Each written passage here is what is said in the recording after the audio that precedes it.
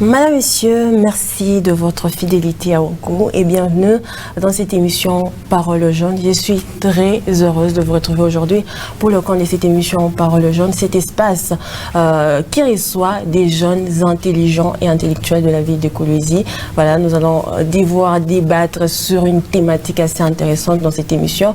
Voilà, comme d'habitude, je ne serai pas seule sur ces plateaux, je serai accompagnée des jeunes de la République démocratique du Congo parce que nous sommes suivis aussi un peu partout grâce à notre site le www.wango.info. Sans pour autant tarder, je vais devoir les présenter. Je vais commencer par ma droite. Voilà, Monsieur Annick, très ravi de vous recevoir dans cette émission. Pouvez-vous vous présenter?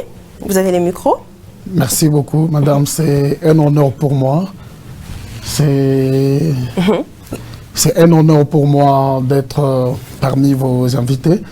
Vous m'avez dit, moi c'est Kazanga Yannick, jeune parmi tant d'autres jeunes. Je suis assistant à l'université de Kolwezi, au département des relations internationales. Voilà, mesdames et messieurs, retenez bien, il est assistant à l'université. Monsieur Théo, très ravi également de vous recevoir dans cette émission. Pouvez-vous vous présenter pour ces auditeurs qui ne vous connaissent pas? Merci, moi également, je vous réitère ma gratitude. Ça fait très mal longtemps. Ah oui, exactement. Je crois qu'aujourd'hui, j'en ai encore ici cette opportunité.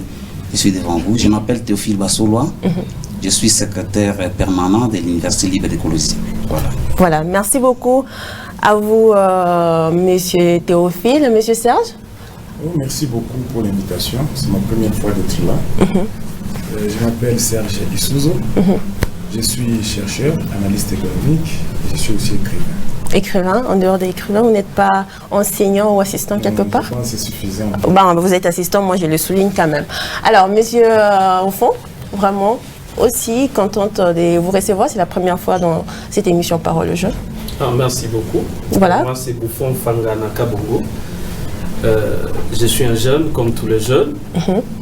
Et aujourd'hui, peut-être, je ne sais pas sous quelle casquette que vous voulez. Ouais, présentez-vous, nous sommes très intéressés de ça. Je suis inspecteur au ministère des Finances.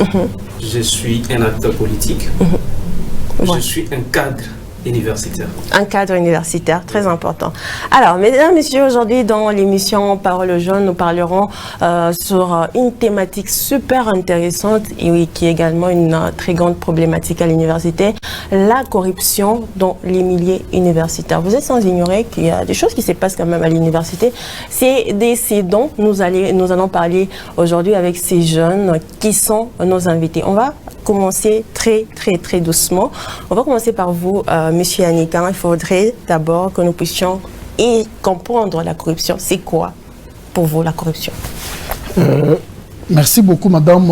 Je crois que nous ne pouvons pas débobiner le dictionnaire pour définir littéralement ce que c'est la corruption.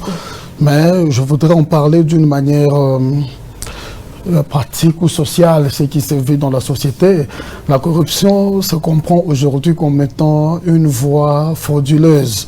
Donc, un individu se retrouve dans une difficulté face à, s'il faut parler, ma casquette d'enseignant, c'est que... Parce que nous parlons de la corruption à l'université. Oui, on trouve un étudiant qui a échoué. Il se retrouve dans une condition selon laquelle il n'a pas satisfait à une épreuve quelconque, mais il veut forcer sa réussite d'une manière officieuse.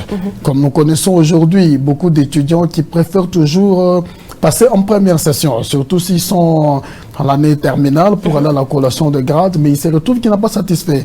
Maintenant, au lieu d'accepter son échec, l'étudiant cherche maintenant à forcer la réussite avec le principe de tous les moyens sont bons pourvu qu'on atteigne l'objectif. C'est par là qu'il y a maintenant des voies frauduleuses. Il cherche à voir, c'est dans le cours desquels l'enseignant il n'a pas atteint la moyenne favorable. Il cherche maintenant à voir qui sont les membres de la famille de cet enseignant, qui sont les amis de cet enseignant. Cet enseignant prend un verre de bière, il le prend où? Il est sportif, il prend où son temps pour le sport? Alors toutes ces manœuvres dilatoires-là, c'est pour que l'étudiant arrive à arracher le point qui lui manquait pour avoir la meilleure cote. C'est ça, même la corruption. Et l'enseignant se retrouve maintenant, les téléphones commencent à sonner de partout, de partout. Il y a trop de recommandations qui commencent à tomber comme la pluie. Cette fois-là, l'enseignant est obligé de lâcher la prise. Donc, il a lâché la corruption et l'étudiant passe. Voilà, pour toutes ces personnes qui ne savaient pas c'était quoi la corruption, c'est vraiment ça la corruption, il n'y a rien à ajouter. Monsieur Serge, c'est quoi, qu'est-ce qui est à la base de la corruption dans le milieu universitaire? Vous savez, je ne suis pas tellement bien assis dans cette matière. Pourquoi? Parce que moi, quand je regarde les cursus, comment j'ai commencé mes études jusqu'à ce que j'ai terminé, ce n'est pas que je suis en train de me monter la tête ou de faire de la littérature ici devant les gens. Mais je ne me suis pas tellement suffisamment renseigné par rapport à ça. Parce que personnellement, je sais que je n'ai jamais corrompu. J'ai déjà échoué en 5e primaire. Pourquoi? Parce que j'ai échoué avec 54%. Parce que ma mère avait refusé de donner de l'argent à l'enseignant. 54% de l'école primaire, je ne pense pas qu'on pourrait échouer à l'époque. C'était vers les années 80. À l'université, j'ai étudié au lycée Umoja avec le préfet Lupanda. C'était la méritocratie. J'ai toujours défendu ce que je faisais à l'école. Et je ne pense pas que je me rappelle un jour que j'ai... Alors tout ça c'est un peu compliqué, je ne me suis pas bien posé. Mais vous êtes quand même au courant qu'il y a la corruption à l'université. Vous savez, nous sommes des scientifiques. Nous ne pouvons pas dire quelque chose à la cravache sans pour autant avoir des preuves palpables. Pour qu'on parle de la corruption, il faudrait que je puisse moi-même voir quelqu'un avec de l'argent en train de donner à une autre personne par rapport à ce qu'il est en train de chercher. Donc, selon vous, vous n'avez jamais vu quelqu'un corrompre à l'université, il n'y a pas de corruption? On entend dire. Et moi, je ne peux pas faire de déclarations sur le oui-dire. Il faudrait que je puisse avoir moi-même des preuves palpables. Vous savez, je sais, on dit à l'ICASI, il y a des gens qui corrompent pour qu'ils puissent avoir des diplômes. On entend dire, mais on suppose qu'il y en a. Parce que c'est que moi, je peux, peut-être pas les résultats, je suis en train de sentir qu'il y a une dégradation sur le plan de la qualité de l'enseignement. Et même les enfants qu'on nous présente, on sent qu'il y a une dégradation quelque part. C'est peut-être par rapport à ça que je peux supposer qu'il y a quand même des choses qui ne vont pas bien. C'est-à-dire, on peut sous-entendre qu'il y a de la corruption. Ouais. Mais dire comme ça à la cravache qu'il y a la corruption, ça, en tout cas, il y a un monde. Wow. Voilà, je suis choquée d'apprendre quand même qu'il y a quelqu'un qui ne sait pas qu'il y a la corruption à l'université. Bah, merci. Monsieur Bouffon, avant que je ne vienne à vous, Monsieur Théo, Monsieur Bouffon, selon vous, c'est quoi qui engendre la corruption au sein de l'université? Merci beaucoup. Je sais qu'un enfant qui se respecte n'insulte jamais sa mère. Voilà. Nous venons de l'université. Nous avons connu les hauts et les bas. Et pour réussir, moi j'avais échoué au moins en 10e graduat, donc j'avais repris à l'école primaire, mais moi j'avais échoué aussi avec 55. Moi j'avais étudié à Kouliva, Sakafakumba, ce n'est pas ici, c'est dans les territoires de Sandoar. C'est là que j'avais étudié, c'est une très bonne école, des sœurs, mais parler de la corruption, on ne peut pas quand même se valer la face. La corruption existe dans les milieux universitaires. Et ce n'est pas tous les professeurs ou bien les assistants qui le font. Mais il y a ceux-là aussi qui le font. Mais c'est quoi? D'emblée qu'il n'y a pas la corruption. Premièrement, c'est la souffrance qu'endurent les cadres universitaires. Ils sont mal payés, les professeurs d'université, les assistants. Ils veulent aussi supporter leurs enfants. Comment ils doivent survivre s'il n'y a pas, par exemple, la corruption dans les noirs, par-ci, par-là, pour qu'ils puissent gagner l'argent? Combien ils gagnent? Alors, dire d'emblée qu'il n'y a pas la corruption, peut-être c'est... on cherche juste à bander la plaie. Mais la corruption existe. Et peut-être au fur et à mesure que nous évoluons, voilà. nous allons nous débobiner pour démontrer cela noir sur blanc. Voilà, exactement. Monsieur Théophile, j'aimerais vraiment que nous puissions être d'accord sur une chose. Nous voulons savoir qu'est-ce qui est à la base de la corruption au sein de l'université. C'est une question que j'ai posée pratiquement. En fait, merci pour votre question. Personnellement, j'aimerais dire une chose. Puisqu'il s'agit de la corruption, et la corruption, c'est entré à l'université, oui. Depuis un temps, nous ne pouvons pas l'ignorer. Ce qui est à la base de cette corruption, il y a plusieurs choses. C'est-à-dire pour moi, dans l'observance que je fais depuis que je suis à l'université, j'ai fini mes études et je suis en train d'évoluer dans ces milieux. La base, ce qui provoque cette corruption, d'abord, c'est au niveau du fond. C'est au niveau du fond, c'est-à-dire, ça commence d'abord ce qu'on appelle à l'État congolais, c'est-à-dire il n'y a pas l'encadrement. L'encadrement des enseignants, du personnel enseignant, et ces enseignants-là sont abandonnés à leur triste sort, ils ne sont pas encadrés, et lorsqu'ils se retrouvent à l'université, bon voilà, c'est le seul moyen pour eux de s'en sortir. Aujourd'hui, nous avons des enseignants qui n'enseignent plus par passion, mais ils enseignent par un visé. Ils ont des objectifs. C'est-à-dire, je sollicite la charge horaire dans une institution pour qu'on me paye autant. Voilà. La corruption est entrée. C'est entré dans l'université comment? Et même dans l'administration. Dans l'administration, la corruption s'est ingérée. C'est-à-dire, chacun, même les membres de l'administration, ils cherchent aussi à pouvoir chercher, privilégier, protéger les intérêts d'une tierce. Alors, cela amène les gens dans la perdition. Aujourd'hui, nous constatons, au niveau de l'enseignement, c'est-à-dire, nous avons pour prendre trois formes de la corruption. Il y a la corruption que je peux dire sexuellement transmissible. Exactement, on en parlera. Vous voyez, il y a aussi la corruption financière. Et il y a aussi la corruption, par enthousiasme ou comment. C'est-à-dire que il y a un professeur, un enseignant, comme je suis accompagné des enseignants ici, ils le savent très bien. Un collègue enseignant qui l'appelle pour faire l'intervention d'une étudiante ou d'un étudiant. Voyez-vous. Et qu'est-ce que l'enseignant va faire?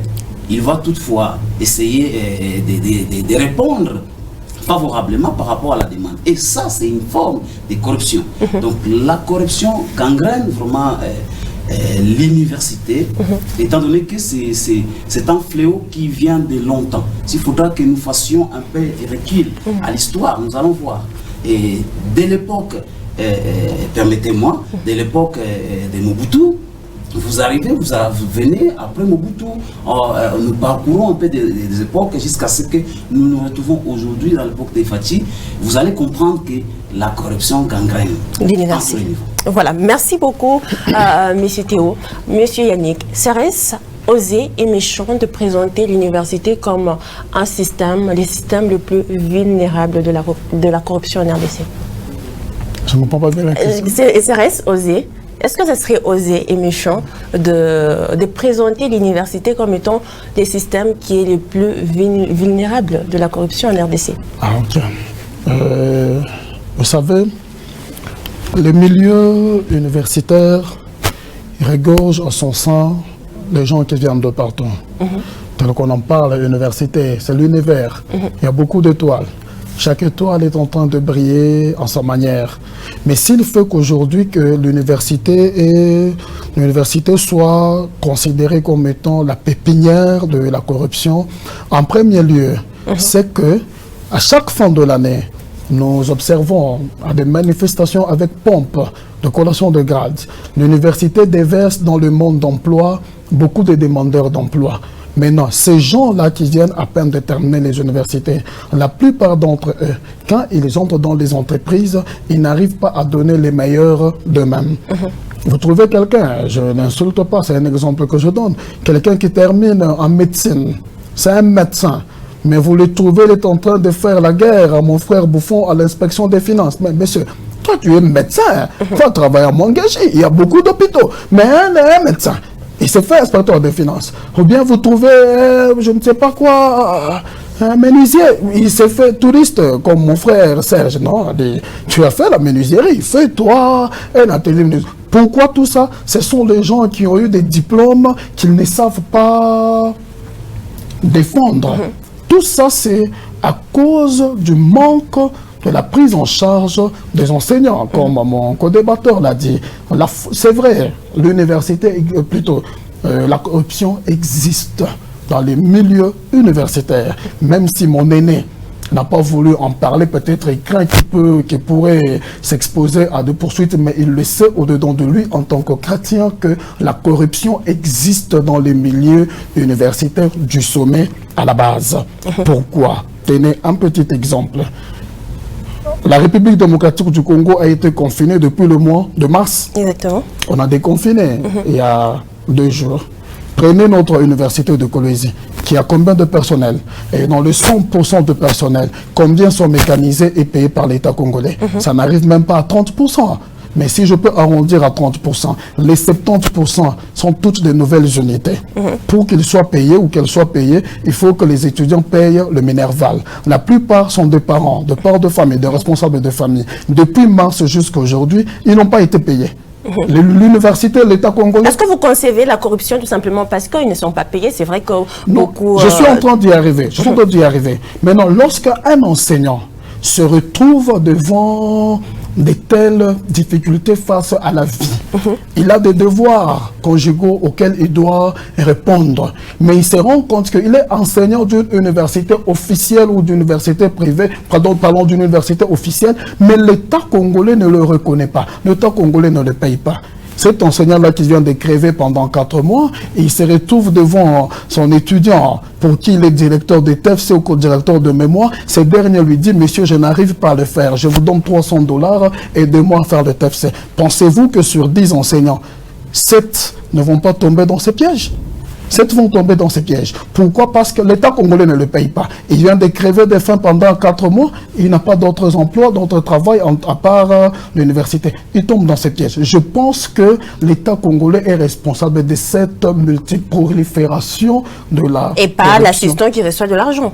Oui, l'État congolais est responsable. Voilà. Merci beaucoup. L'État congolais est responsable. Monsieur Yannick l'a dit. Monsieur Bouffon, est-ce que vous êtes d'accord? Est-ce que vous pensez que l'État congolais est vraiment responsable de cette corruption dans les milieux universitaires ou la responsabilité est partagée? Non, la responsabilité est partagée. Ça dépend de l'enseignant lui-même. Vous savez, dans la vie sociale, lorsque vous êtes engagé dans telle ou telle entreprise, vous ne devez pas attendre tout de l'État. C'est comme par exemple, vous êtes dans votre maison avec votre épouse, vous voulez que votre cousin, votre voisin vienne vous dire il faut faire les enfants. Non. Vous devez vous débrouiller d'une manière ou d'une autre, créer. C'est là qu'il faut avoir l'esprit de créativité. Il faut avoir une activité à part ce que nous faisons, l'enseignement. Mais je cherche à donner un peu de l'éclairage par rapport à la réalité de l'enseignement. Au Congo, depuis très longtemps que l'université a cessé de former. On a abandonné sincèrement les étudiants. Même quand on dit que sur le plan du marché, aujourd'hui on ne considère pas les étudiants dans tel ou tel domaine, c'est honteux. Comment vous devez abandonner votre propre fils que vous avez enfanté? Ce sont les enseignants. Aujourd'hui, quand vous les voyez de gauche à droite, vous les trouverez peut-être dans des institutions ici qui vous gèrent. Ils vous disent que non, cet étudiant n'est pas compétent. Mais qui l'a formé? Il vient d'où? C'est comme un enfant de la rue que vous trouvez. Cet enfant est venu du ciel. Mais il avait des parents. Donc, nous devons aussi nous condamner. Même les parents doivent aussi, les enseignants doivent aussi avoir honte peut-être de refuser les étudiants qui viennent du milieu universitaire, celui qui vient de terminer pour dire qu'il est incompétent. Donc si l'étudiant est incompétent, l'incompétence vient de l'assistant et du professeur qui l'a formé. Voilà. Ce n'est pas que l'incompétence vient du néant, mais la corruption, c'est de la nourriture, des assistants, de certains, ce n'est pas tout le monde. Parce que dans le monde, nous avons toujours l'exception. Il y a ceux-là qui semblent être un peu trop durs pour être corrompus. Il te dit non, c'est ma dignité, il faut passer par tel ou tel pour que je puisse avoir cet argent. Mais ils les font. Ils les font juste pour survivre. Ils les font pour survivre, donc on peut accepter la corruption s'ils les font pour survivre. Ils les font quand même. Voilà, ils les font quand même. Monsieur Serge, je voudrais vous poser la question, c'est quoi la part de l'assistance? C'est vrai que vous avez dit que la corruption, vous ne connaissez pas vraiment beaucoup la corruption. C'est quoi la part, qui est responsable de la corruption? Vous savez, je ne peux pas parler à la légère, étant donné qu'on parle d'une grande institution. C'est la sommité sur le plan de la recherche. On ne peut pas traverser une porte pour la simple raison qu'elle est ouverte sans savoir ce qui vous attend de l'autre côté. Non. Si vous savez qu'il y a de la corruption, pourquoi venir? Donc il faudrait pas. Oui, c'est-à-dire, le fait que vous êtes entré, vous êtes aussi corrompu. Mais moi, je refuse qu'on puisse tabler sur cette note comme ça. À l'université, j'ai appris l'andragogie. J'ai appris la psychologie de l'adulte. À l'université, on a affaire à des adultes. C'est l'adulte qui connaît ce qu'il est venu chercher à l'université. C'est bien beau de parler, oh, il n'y a pas de formation, c'est bien beau. Moi, j'ai des preuves palpables. Les étudiants que nous envoient en Europe, les étudiants que nous envoient aux États-Unis, ils nous font de grandes distinctions. Ces étudiants que nous déminons ici, ces étudiants qui sont dénigrés encore ici, mais quand ils vont ailleurs, en Afrique du Sud et partout, ils sont toujours parmi les 3 premières. Et moi, je vois mal comment nous pouvons commencer à dénigrer. Non, on ne dénigre pas. Non, parce que quand on parle de la corruption, c'est une forme c'est le dénigrement de soi-même ou des autres. Donc, si c'est ça la corruption. C'est un concept qui est négatif. Il ne faut pas positiver ça. C'est négatif. Je vois, c'est ce que je dis. De là à dire qu'il y a la corruption, il y a un monde. Parce que moi, personnellement, je n'ai pas de preuves. Je n'ai pas corrompu quand j'ai terminé l'université. Je n'ai pas corrompu et je me rappelle bien. Je suis toujours parmi les 5 premiers depuis que j'ai commencé l'université. Alors, comment est-ce que, si j'ai corrompu, j'ai un ami à moi qui est parti aux États-Unis, à l'Université de Californie, pour les études supérieures. Il a fait 89% pendant que les deuxièmes avaient 70%, c'était un Américain. Alors, vous pensez que ces gens qui quittent ici pour aller ailleurs, l'exceptionnellement la corruption, ce n'est qu'une résultante. C'est bien beau, c'est de la corruption. Mais moi, personnellement, c'est un concept que je n'aime pas. Je m'arrange pour que je ne puisse pas, d'une manière ou d'une autre. Mais vous reconnaissez quand même qu'il y a la corruption. C'est vrai que vous n'avez jamais été victime de la corruption ou on vous a jamais corrompu. Je vois mon ami à côté ici, qui vient de donner une autre forme de définition. C'est vrai, il y a des gens qui peuvent nous demander pour que nous puissions aider, je ne sais pas, d'une manière ou d'une autre, les autres. On les fait. Mais ça me fait très mal. Je ne peux pas avouer ça comme ça. C'est comme si moi j'aime. Je sais, mon ami Yannick, il est là, c'est mon jeune frère. Il sait bien que je suis parmi les gens durs. J'accepte d'être humilié parce que je n'ai jamais accepté la corruption. Monsieur Serge, on ne parle pas. En économie, on a même fait échouer même plus de la moitié de la promotion. Il est là. Parmi ces gens-là, c'est toujours, nous sommes là. Monsieur Serge, alors tout c'est là. Parce que moi, je ne suis pas partisan de la corruption. Vous n'êtes pas partisan de la corruption, mais cela ne veut pas dire qu'il n'y a pas la corruption. Mais vous admettez. Moi, je suis un chercheur. Je suis un scientifique. Il faut les qualités d'un chercheur, c'est la probité. Quand on dit la probité, c'est rendre culte à la vérité. Moi, je n'ai pas corrompu. Je n'accepte pas qu'on puisse me corrompre. Alors, si on le fait, je ne sais, madame, est-ce que vous avez déjà vu quelqu'un corrompre en plein air? Vous avez déjà vu ça? Moi, je n'ai jamais vu. Nous avons, en fait, des droits, ce sont les preuves. Mais tant que je n'ai pas de preuves, c'est vrai, on entend l'odeur, les gens peuvent parler d'une manière ou d'une autre, mais c'est à la légère. Nous sommes des scientifiques. On doit avoir des preuves. Quand nous faisons des recherches, c'est sur base des données. Quelles sont les données que nous devons mettre sur la table pour que nous puissions dire ou confirmer qu'il y a la corruption? Voilà, merci beaucoup. Nous parlons d'une grande institution, ce n'est pas que nous sommes au marché ou ce n'est pas que nous sommes dans une école. Non, nous parlons de l'université. Et quand on parle de l'université, nous savons que parmi les missions de l'université, il y a la recherche, il y a la production, il y a aussi l'enseignement. Toutes ces histoires là-bas, il faut parler de la corruption, comme on est en train de le dire, sans preuve, je pense que c'est parler à la légère. Voilà. Moi, je ne voulais pas jouer sur Merci beaucoup. Monsieur Serge a dit tout simplement qu'il n'y a pas de preuve, il n'y a pas de corruption à l'université. J'aimerais prendre un étudiant qui est en ligne, en train de nous suivre en ce net et précis moment. Abélard, tu es à Kinshasa, tu es étudiant ici à l'université de Kolwezi. Pour le moment, tu te trouves à Kinshasa. Parle-nous un peu de la corruption. Est-ce que tu peux poser la question à monsieur Serge qui est ici présent sur le plateau? Tu as la parole, Abélard. La corruption est un vieux sujet qui gangrène le monde. Notre pays n'est pas du reste, nos universités aussi. Nous l'avons vu au travers du procès 100 jours. Mais les universités, voilà, la corruption est entrée il y a très longtemps. Ce n'est pas moi qui l'ai dit, mais les autorités académiques qui le disent. Nous avons sur les grands panneaux où c'est écrit pas des points ou pas des diplômes sexuellement transmissibles ou des diplômes sexuellement obtenus. Voilà. C'est un vieux sujet entré dans les universités il y a de lustres. Il est causé par l'insatisfaction des uns et des autres. Tous les jours, nous le voyons dans les médias. Les professeurs sont en grève, les professeurs en train de se plaindre ceci ou cela, des insatisfactions de part et d'autre, les étudiants cherchant le moindre effort. Eh bien, la corruption est entrée dans notre monde et nous sommes obligés de vivre avec. Pas de vivre avec, je m'excuse, mais nous sommes obligés de combattre la corruption. D'où ma petite question. Elle est tout à fait simple. Voici.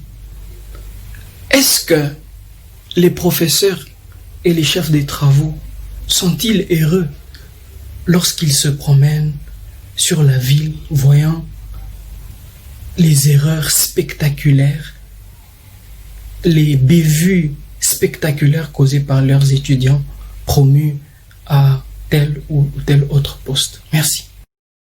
Voilà. Monsieur Serge, c'est un étudiant qui est à Kinshasa, qui est en train de nous suivre en ligne. Merci beaucoup à Bélard de nous suivre, qui pose cette question, parce qu'il a quand même reconnu la corruption. Il était aussi sur le banc de l'université. Pouvez-vous répondre à sa question? En tout cas, merci beaucoup pour la question. C'est son point de vue. Je respecte. Vous savez, on parle de la corruption. Il vient d'évoquer une question de 100 jours. Je ne sais pas comment je dois situer ça. Mais s'il faut parler de 100 jours... Non, mais c'était juste un exemple pour illustrer la corruption.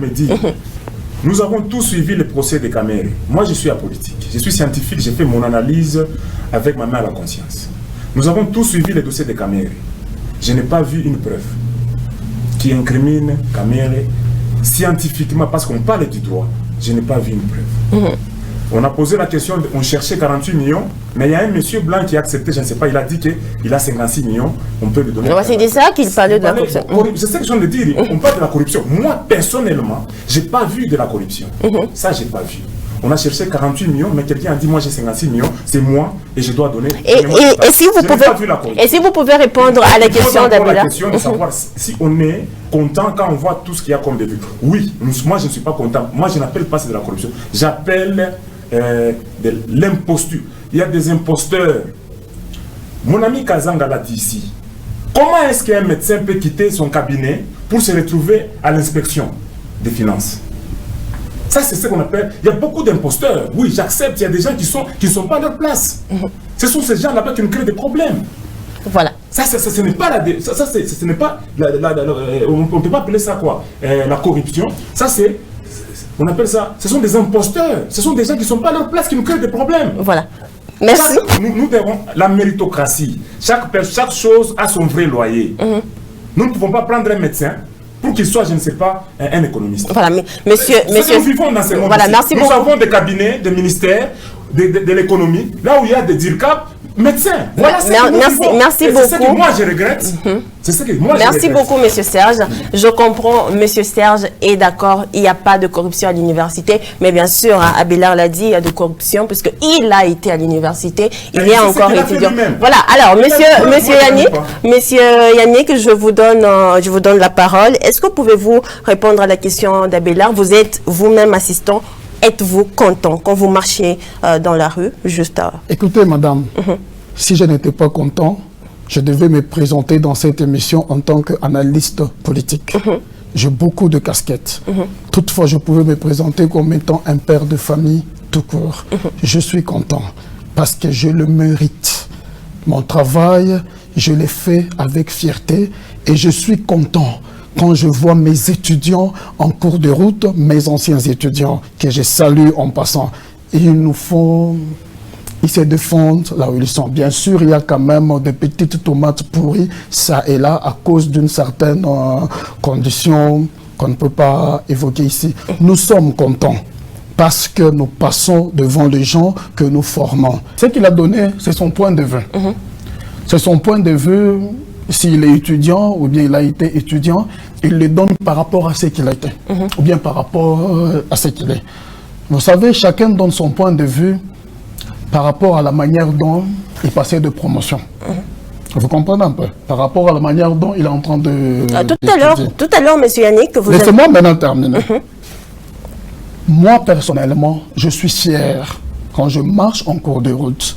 Raison pour laquelle je me suis présenté sous la casaque d'assistant à l'université. Sinon, si je n'étais pas fier, je n'allais pas non plus me présenter dans une autre casquette, mais plutôt je n'allais même pas venir répondre dans cette émission.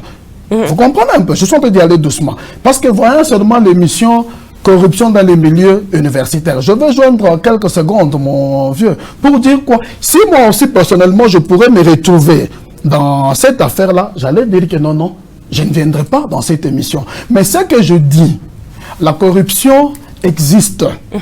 Mais seulement qu'il faut chercher les voies et moyens pour remédier à cela de façon à ce que... Donc, vous êtes contre M. Serge qui dit que la corruption existe? Effectivement. Madame, la corruption existe. Monsieur Serge, là où il est, je peux rafraîchir sa mémoire. Il a demandé des preuves. Lui et moi, nous avions déjà lu autant de fois que possible à la valve du secrétariat général académique, là où on est en train de mettre certains enseignants à la porte parce qu'ils ont monnaie le côte. Là où on est en train de mettre certains enseignants à la porte pour harcèlement sexuel. Bon, il veut quelle preuve? Aussi longtemps que c'est le recteur qui signe, on met là-bas des preuves, des PV, entendu que prévenu, bon, excusez-moi, j'étais dans les trucs des 100 jours, l'assistant tel, le chef de travaux tel, est mis dehors parce qu'il a monnaie le côte. L'enseignant tel est mis dehors parce que harcèlement sexuel sur tel étudiant. Il fait quelle preuve?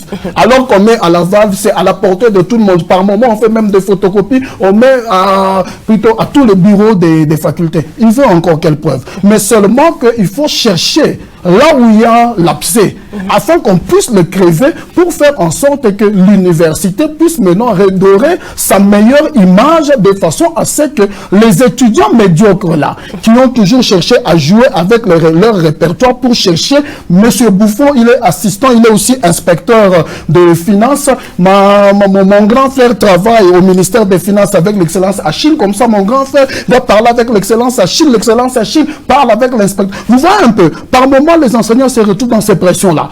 Vous êtes là, vous vous retrouvez, c'est un exemple que je donne. Le gouverneur de province vous amène une liste de 10 étudiants. Faites passer ces gens. Est-ce que vous allez rappeler le gouverneur pour lui dire que non, ça je ne veux pas? Par moment, les enseignants cèdent par rapport à une pression qui vient de l'extérieur. Et maintenant, ce sont ces gens d'étudiants-là.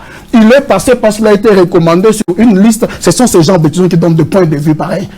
Est-ce que vous êtes fiers? Nous sommes fiers, madame. Nous sommes enseignants de grandes institutions. Nous sommes fiers. Attention. Voilà. Merci beaucoup, monsieur Yannick. Je m'aimerais donner la parole à monsieur Théo. Mais monsieur Théo, je reviens à vous. Alors, monsieur Bouffon, monsieur Théo, ne vous en faites pas, je vous donne la parole tout de suite.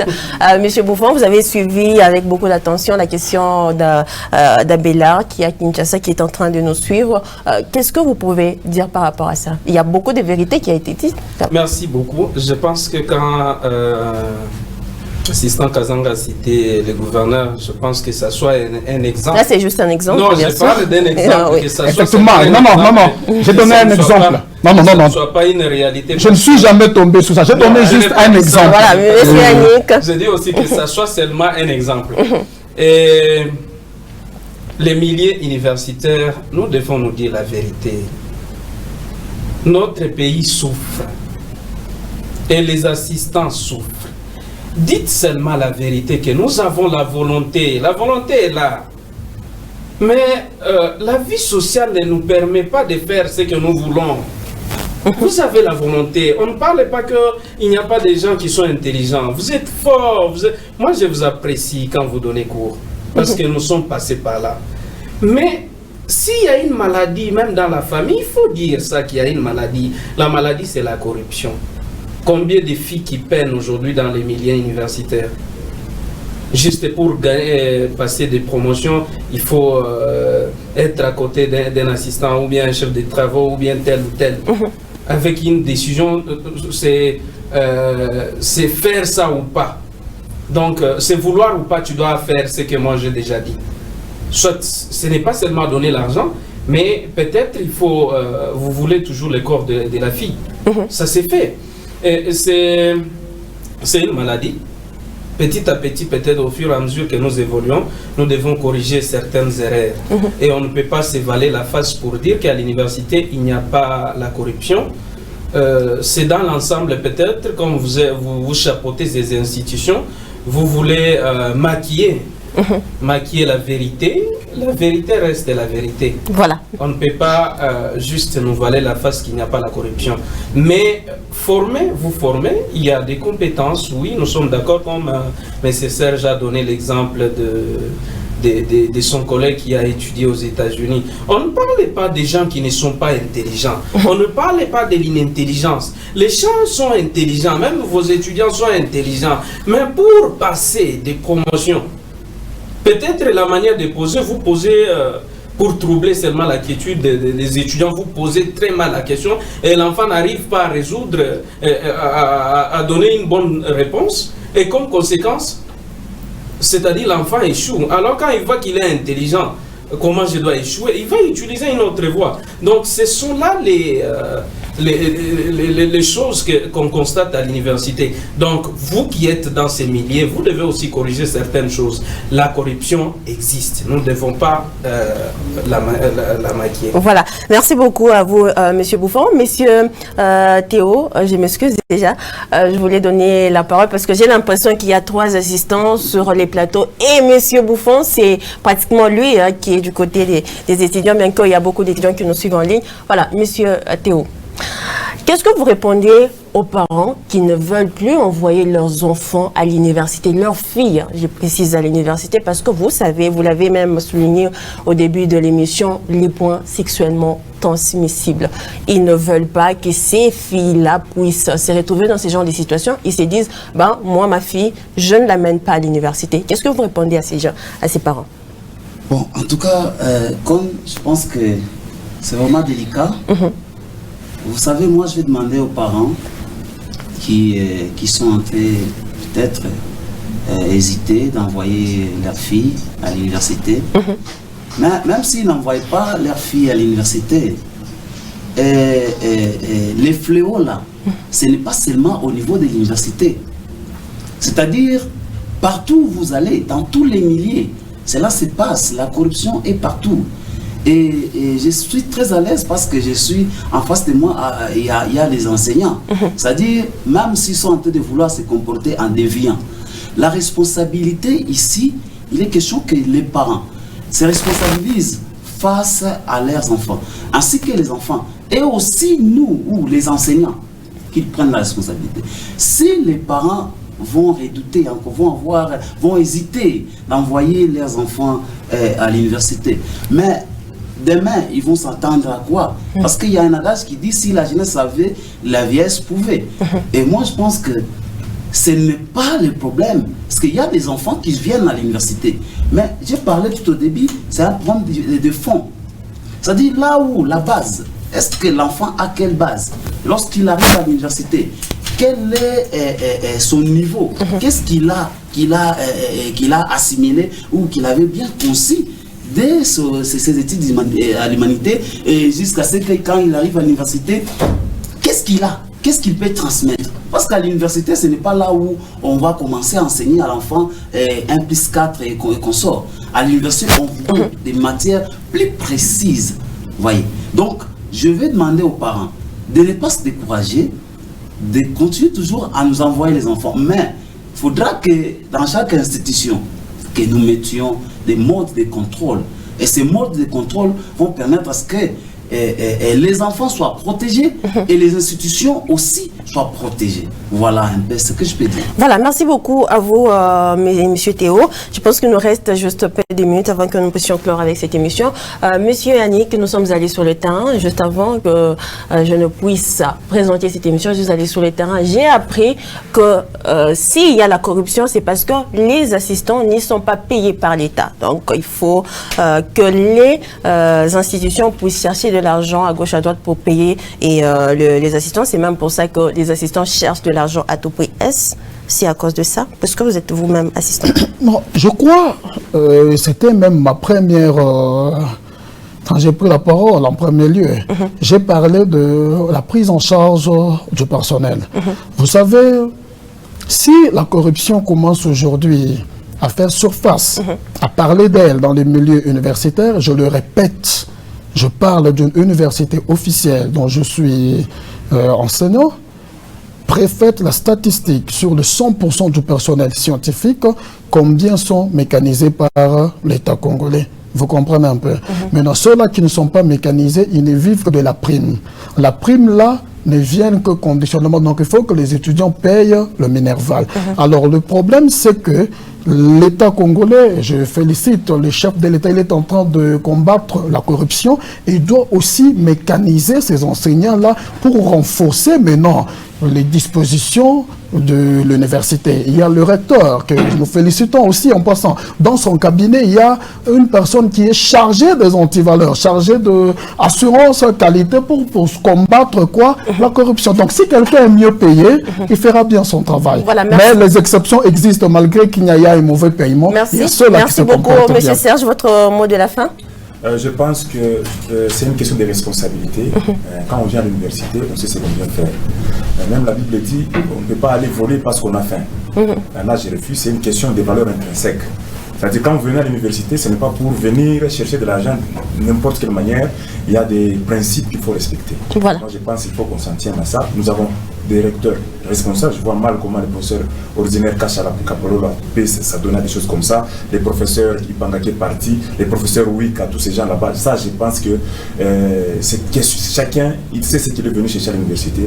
Et nous sommes venus pour former et être formés. Monsieur Théo? Je dirais, en fait, je vais demander à ce que tous, et enseignants, étudiants, et les autorités académiques, que nous puissions mettre au profit les valeurs qui sont devenues trop rares dans nos universités. Donc si nous prenons plus les valeurs, cela va faire en sorte qu'il y ait une bonne maîtrise et que la corruption tente quand même de s'apaiser, tant soit peu, bien sûr, malgré c'est un fléau qui est difficile à éradiquer. Et vraiment, c'est ce que je vais demander. Alors, Monsieur Bouffon, à vous la parole. Merci beaucoup. C'est la conscience. Je vais m'atteler beaucoup plus sur la conscience des étudiants et la conscience des assistants et des professeurs d'université. Nous n'avons que ces pays qui est notre dénominateur commun. Si nous formons de bons cadres, nous devons nous attendre aussi à un bon résultat. Alors si nous commençons avec la corruption dès le bas âge, donc nous allons récolter ce que nous avons sémé et nous allons commencer toujours à crier que le pays va mal. Mais il faut toujours chercher la source c'est l'enseignement. Voilà, merci beaucoup. On peut quand même s'applaudir. Hein? Voilà, nous sommes arrivés, mesdames, messieurs, à la fin de cette émission. Merci beaucoup à Elise Assoumani qui était en ligne, qui attendait à poser la question. Je pense qu'on va revenir. C'est un sujet super intéressant. On va revenir pour continuer avec ces sujets. Merci à mes invités d'avoir été là. Merci à toute l'équipe qui m'a accompagné aujourd'hui. Mesdames, messieurs, on se retrouve la semaine prochaine pour une autre émission de Parole aux jeunes, exceptionnellement, puisque vous le savez, cette émission passe 2 fois le mois. Alors, vous pouvez retrouver cette émission sur notre chaîne YouTube, wangu.info, et aussi sur notre page Facebook Parole aux jeunes, et également sur la page officielle de la chaîne Wangu RTV. On se retrouve à très bientôt. Prenez soin de vous. Vivez heureux, vivez sans temps. Au revoir.